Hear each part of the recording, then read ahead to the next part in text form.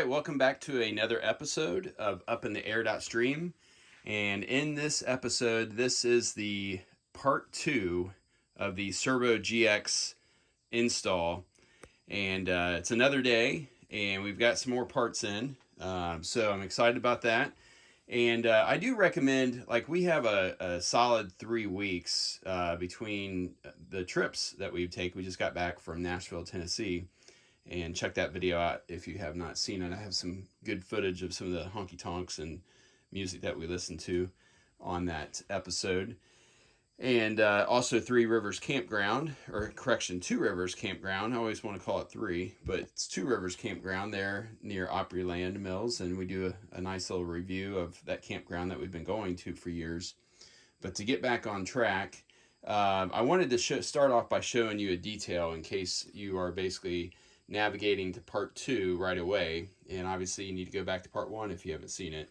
But I just completed this, which is reappropriating or repurposing one of the shelves that I had taken out. I think it was like the drawers or like the bins that go in there. This was like that shelf, and it was a long shelf. And so what I did was I actually got this from Zephyr Travels. He didn't specifically say this, but he said that he was making a little partition wall near his hot water heater, so that if you know, I don't know exactly, he didn't say the reason, he just said he was.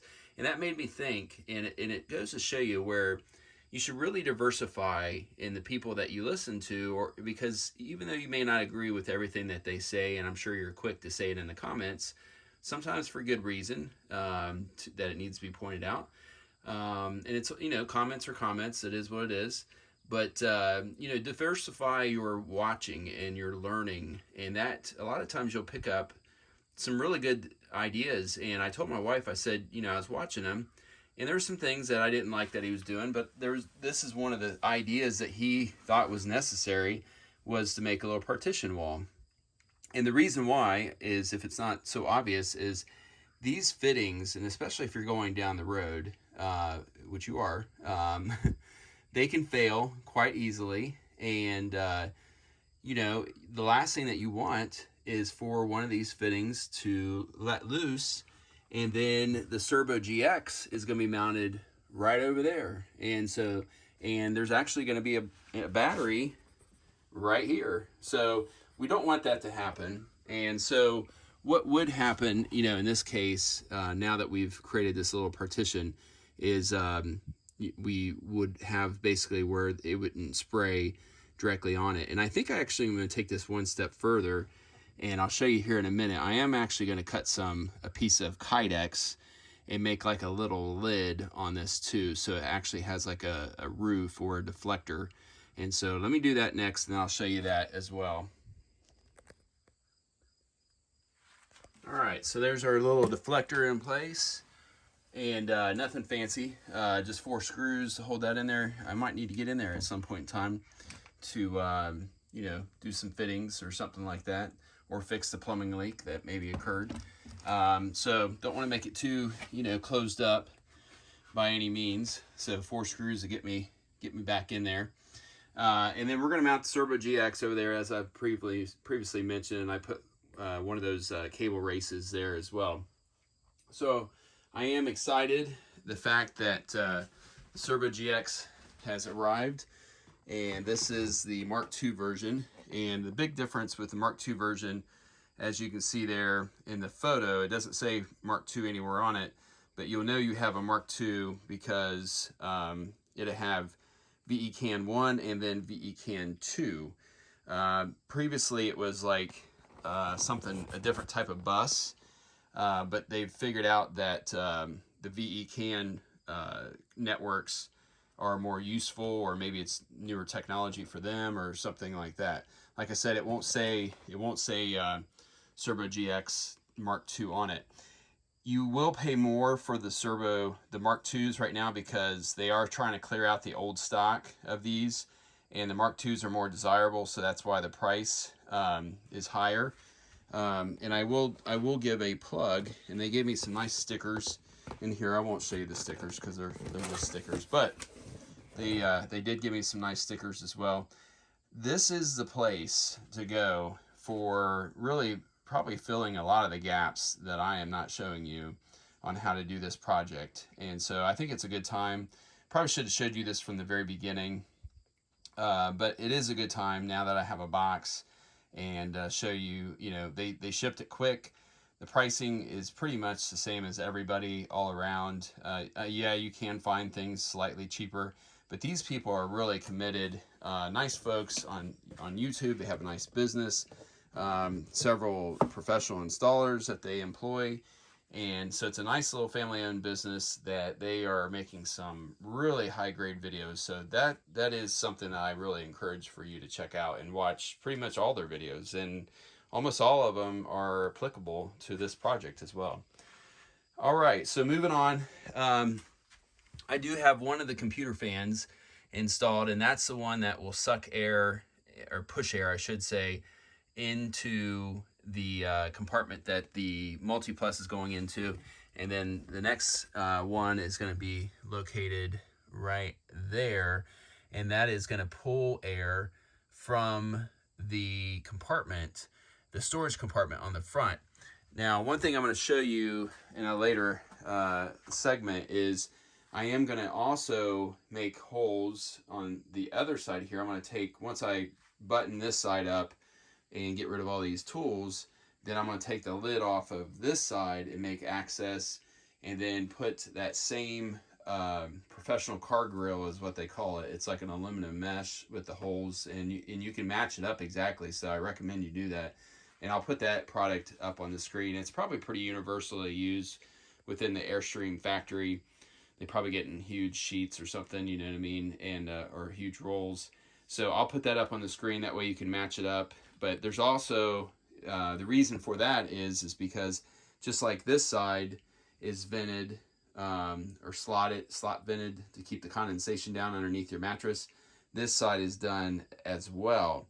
And so literally what the fans will be doing is it's using the front compartment as a ventilation chute, or ducting, I should say, to basically pull cool air that is not in the proximity of the electronics over here into the storage box, which I'm going to open that storage box up a little bit more and kind of minimize the amount of things that I'm keeping in there, at least only to a couple inches tall, well, probably like 3 or 4 inches tall, and leave the upper portion of it open where that vent is, by probably buying one of those air domes. If you haven't checked them out, the new air boards company, they're still around. I was having the hardest time trying to get anything ordered from them, which I still haven't tried again, even after reaching out to them. It was kind of strange, but they just came out with a new product called the Air Dome, and that gives you even more like space.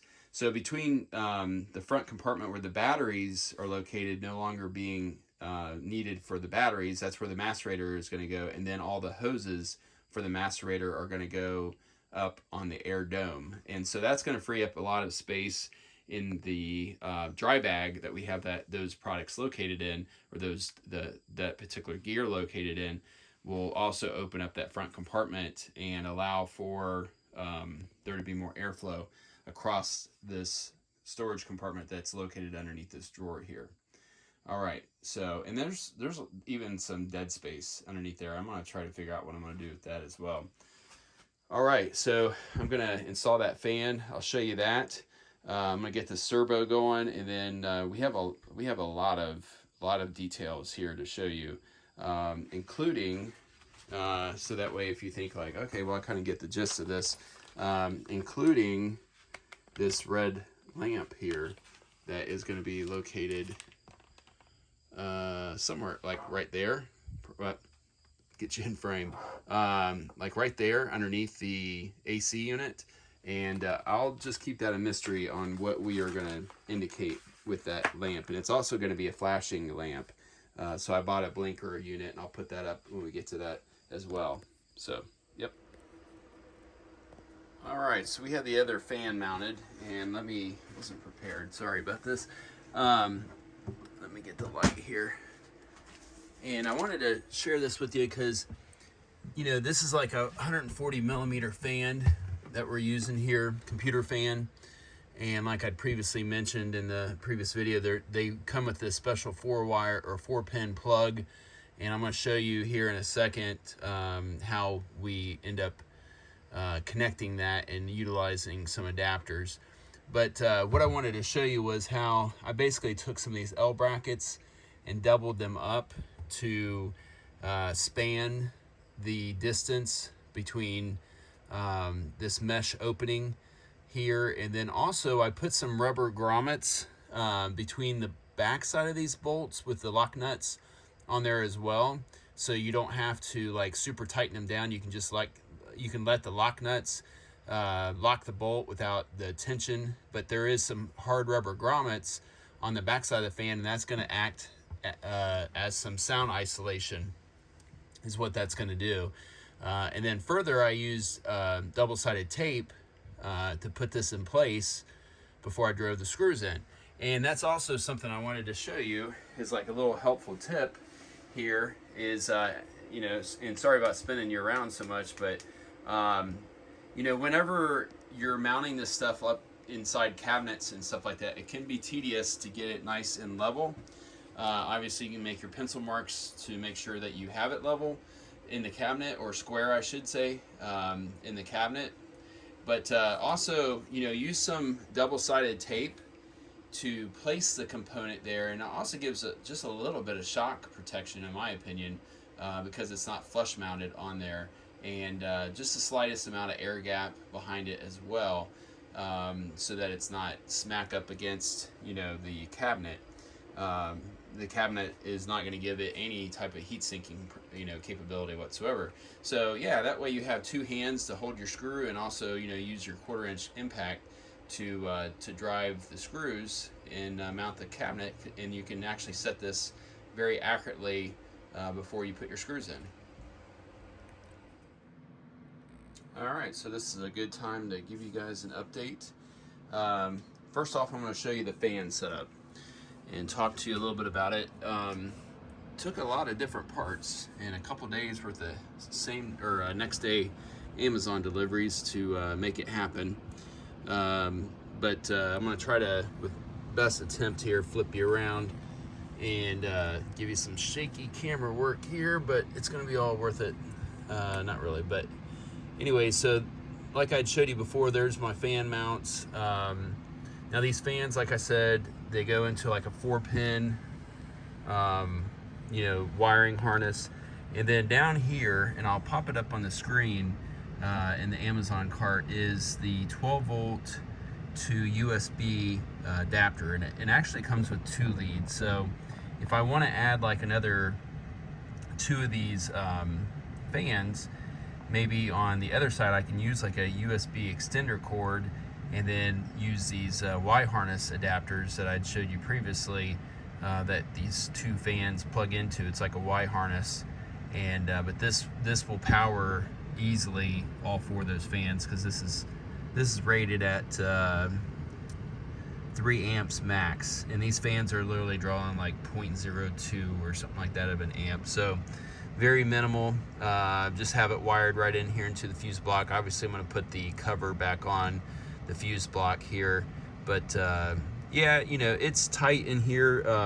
I'm pretty decent at doing some of this wiring, but you know, there's always the challenges and whatnot. So but I think this is going to work out pretty good. You know, I'm just going to leave them on all the time. They're not going to be thermostat controlled or anything. It's going to bring fresh air in, like I talked about before, but I just wanted to show you, basically I wanted to show you that as well.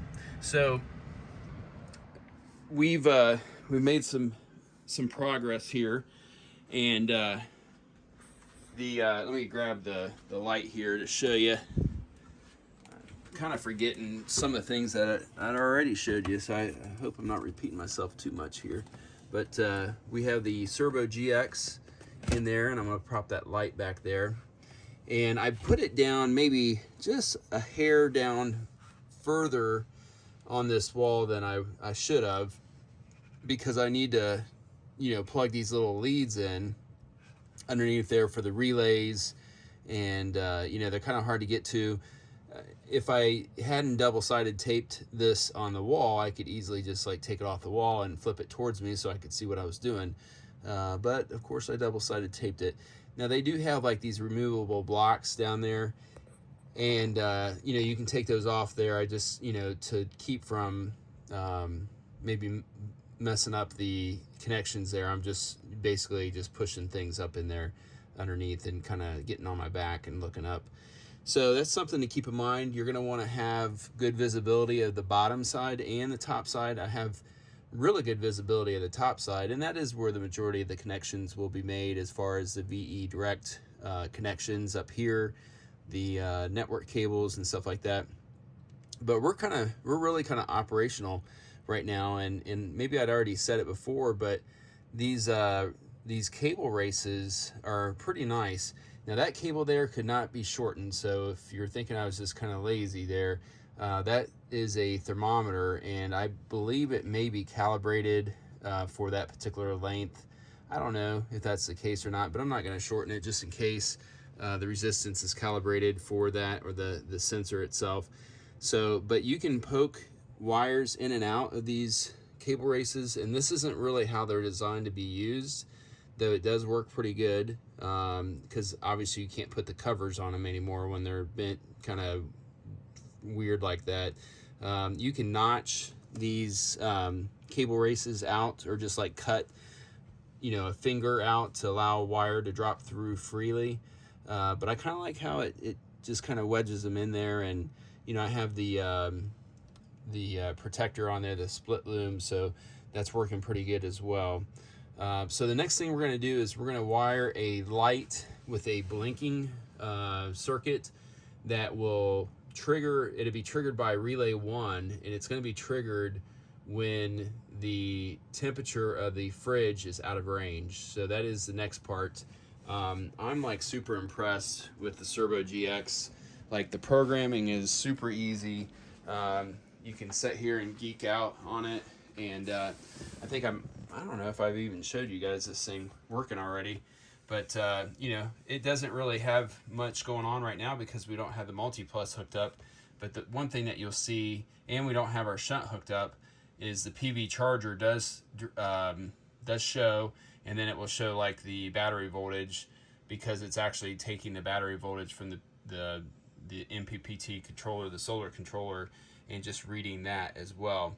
Now, something I wasn't aware of, and I just thought I'd make you aware of, is I was expecting to be able to plug the DC to DC charger into the system and have that as a device that is readable as well, and that's just not the case. So I don't know why they leave that out. I'm going to sit down here next to the table and give you some more shaky camera work, but hopefully it's full of content. So the way that this works is like you swipe to get your different pages, and I'm still kind of learning it.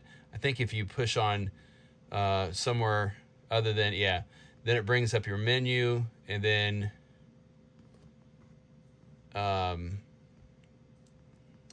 sorry, trying to hold the camera and like touch this at the same time. Hold on, let me switch hands so I can, there we go. Okay, so then you hit menu, and I'm looking through the camera. But so here's our, and I did realize like they'll sort them alphabetically, so I actually numbered them so that I would have them in the order in which I want to be able to read them. So it's showing with the Mopica Pro, you know, sensors on the propane tanks on the belly, using the ultrasonic, sensors. Some people say it's sonar. It's not sonar. It's ultrasonic devices. It shows, you know, that takes a little bit of programming. You got to know like basically how many centimeters and, you know, how many gallons that they hold when they're full, and then you know, basically how many centimeters that is when it's full. So it's not that big of a deal. You just kind of go in there and tell it what units you want, gallons, of course, not liters, and then you know, that type of thing. And one of the bad things I don't like about this device, and I don't know why they have not fixed this, And supposedly they're getting ready to release a new OS system anyways. It's just right around the corner. That's something that's been going around through the grapevine, is the lack of ability to read temperatures in Fahrenheit. So I guess I'm going to get familiar with Celsius. Um, Not really wanting to, but it's just one of those things. But I think that'd be an update that comes out shortly. I apologize for the yawning. It is getting to be about 11 o'clock, and I'm still working on this after doing my normal daily job. But yeah, so pretty cool. And then I have it to notify me if the fridge gets too hot and all that stuff. So that 55%, that is humidity, is what that's reading, but it's reading it at 21 Celsius, which is room temperature. So, all right, well, let me get on to this light and we'll see how that goes. All right, so now that I'm done with all the work well, not all, but most of the work at this time in this corner lid of this bed, I went ahead and installed the cover back just so that my fans, I didn't want to put grills in the fans because I know that does affect the, they always get clogged up, and then it does affect the airflow of the fans as well. So I just didn't want to drop something in there or whatever and mess the fans up, so I put these back on. And I wanted to hear, how loud they are, and they're not. And I don't even have my drawer covers on, which I could put those on here shortly. So, because I'm pretty much done in there as well. So everything I'll be doing will be between the Cerbo and then up this wall to mount the red lamp, the LED lamp.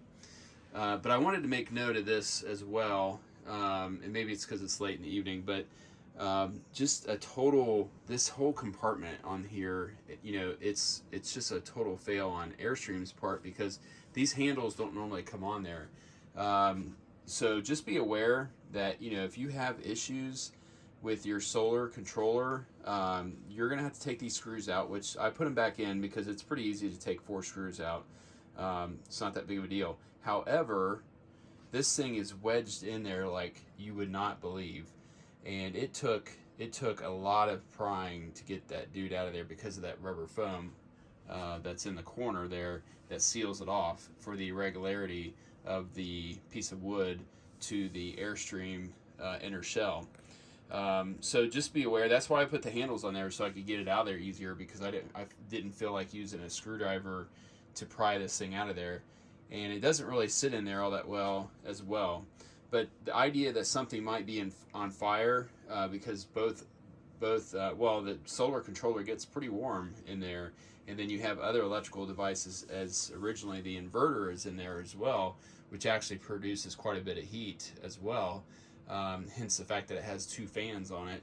So it just, I'm just kind of, once again, just saying, you put a hatch over here for the hot water heater, a hatch and a redesign of this lid, maybe all one piece, and put a split down there so you can actually remove this if you need to get in here, would be really, really nice. That would be a major improvement on design and safety. So I know they don't want you to be able to get in here, and maybe some of that concern is that they're afraid, as they do put the warning labels on there, that they're afraid that people are going to store pillows in there, which would be absolutely disastrous. So maybe they purposely make it difficult to get stuff in there. But if you put it on the hatch, shame on them if they don't abide by the warning labels. But to be able to have the safety factor to lift the hatch up and get an extinguisher in there to put out a fire would be huge. That's coming from, obviously, me being a retired firefighter. So but yeah, and also I took this through the table saw and shaved off like an 1/8 of an inch on both sides, because just now when I was trying to put it back on there, I just was like, nah, this is ridiculous. So the other thing you can do too is just go ahead and shave off like an 1/8 of an inch on each side, flat side of course, and that'd make it easier to get in there and out of there as well. So just a little tidbit of information there for you. All right, we're making progress, kind of in the wrap-up phase of this Cerbo GX install. And then the Multi Plus will come along separately and later, along with a battery install video series as well. So the cooling fans that I'd put on the other side, the compartment, you know, it's not airtight. Obviously, it's weather tight, and but we don't want to draw a vacuum on that and literally bring in dust and other things. So we need to give this a path of least resistance as far as the airflow goes. We have two fans that are drawing air from that front compartment, the tongue compartment on this Airstream.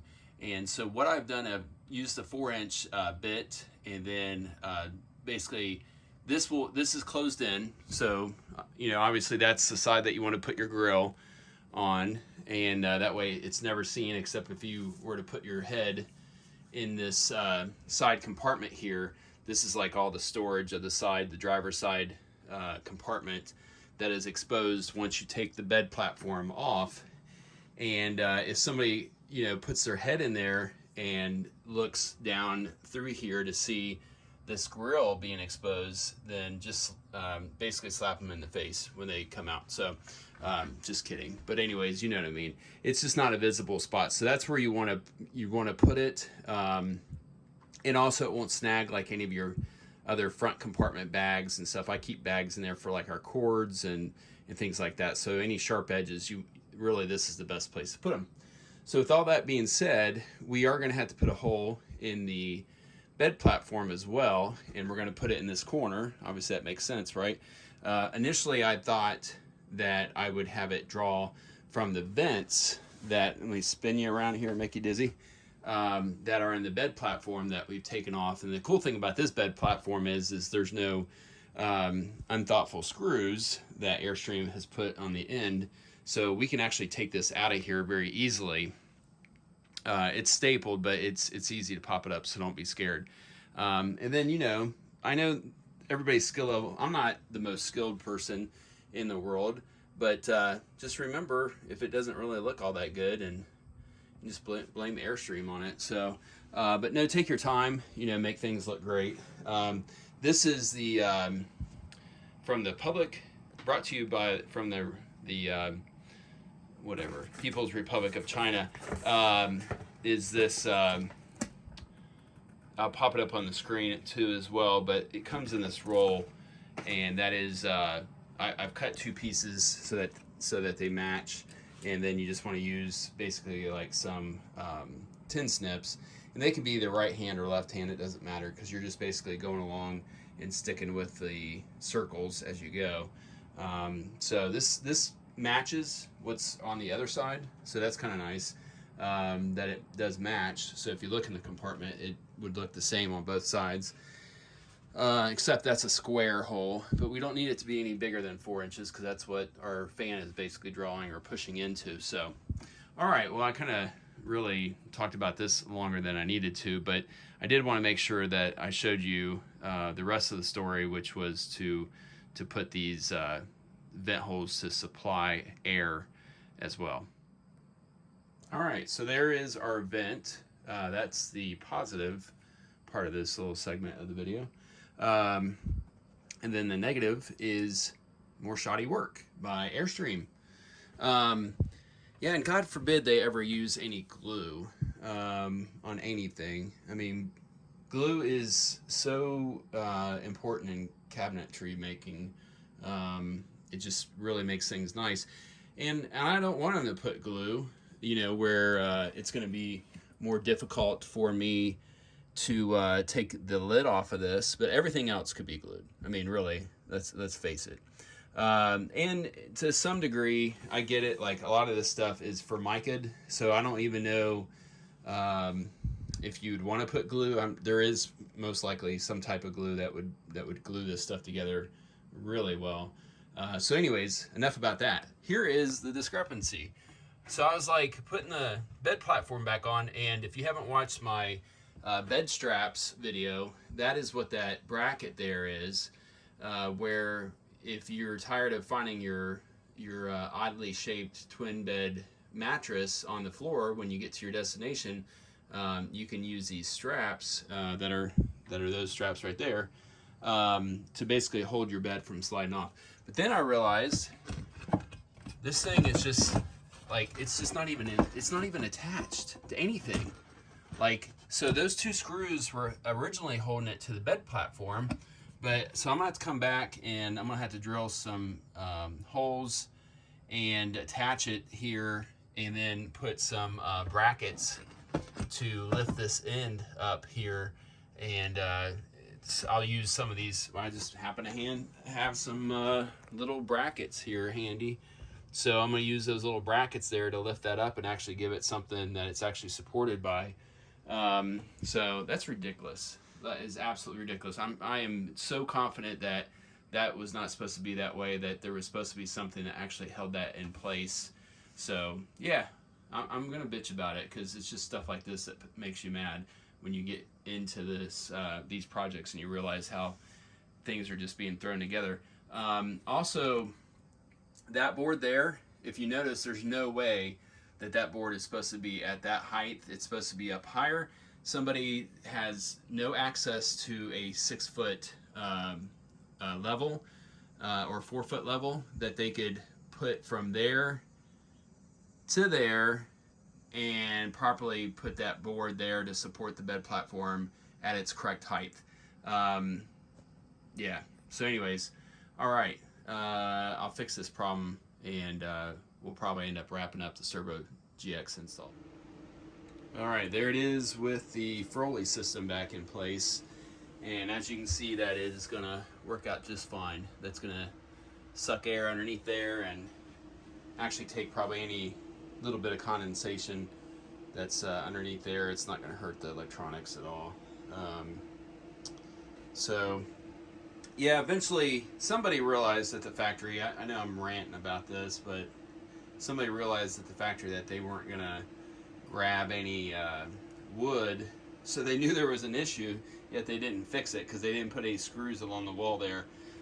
So at some point in time, I'll have this thing off of here again, doing something, and I'll put a piece of wood strip down through there, and put some screws there. It's not that crucial.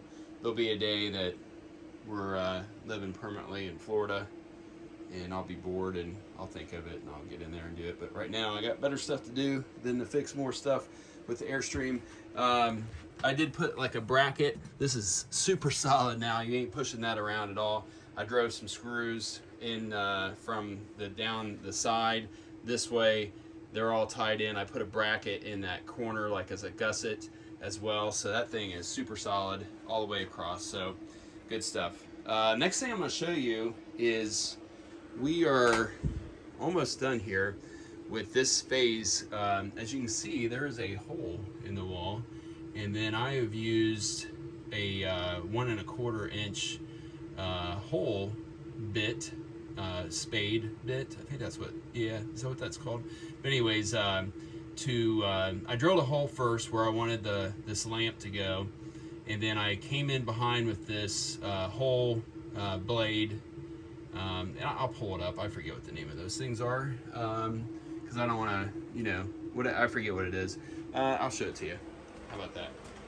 That way I don't have to go get a graphic and all that stuff. You know what I mean? Somebody in the comments tell me, remind me, help my memory out here on what that is called. But that's a 1 1/4, and then the lamp that we have that will be here a little bit later. Amazon's going to deliver it for me.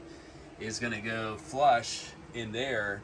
And that is a 22 millimeter hole, or 7/8 imperial, and so we'll put that lamp in there later, and I'll show you. I already have the wires ran up from the relay. I haven't made my positive connection yet. Here it is, the wire stubbed out right here, and I made certain to because I don't want to have to take this lamp out. I made certain to leave me enough slack so that the lamp, this wire, and anytime you do stuff like this where you might want to move something out of the way so you can access it, make sure to give yourself enough slack that you don't have to break connections. And obviously I could put like a couple Wagos or something if I didn't want this much wire And then, but it is handy to be able to tilt this completely out of the way, so that way you can get back here and access stuff and, you know, work on stuff here in this compartment. But I'll just tuck all this wire up in here.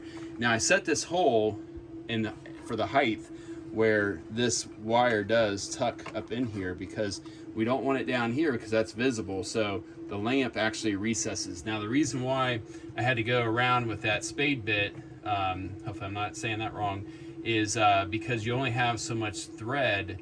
And so what you need to do is, even though your hole is smaller, for the bezel not to expose any of this wood, you have to be able to put your threads on there. So I'm going to put the nut on there and then like hand tighten it down, and then get in there with like a needle nose and grab it and like do my final twist to tighten it down on this hole. And it's not long enough to where it would go all the way through the wood. So this is a pretty common thing that you might have to do at some point in time. So just be aware of that as well.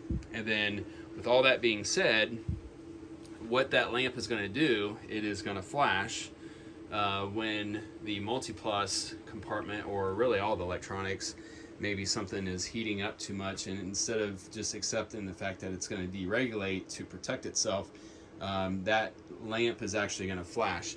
Now at some point in time, maybe when the new Venus OS comes out and is released, maybe Victron Energy will find it useful in that update to allow you to trigger the relays while using the Ruby tags.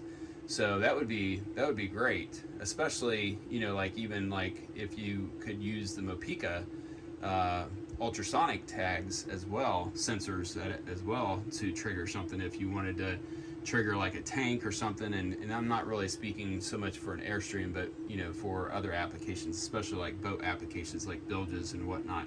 So yeah, so that'd be a nice addition if they would allow those Bluetooth sensors and digital sensors and low level energy sensors to be able to trigger those relays. So, but I'll show you that. That'd be pretty much the last thing that we do, is that, and then we'll wrap it up.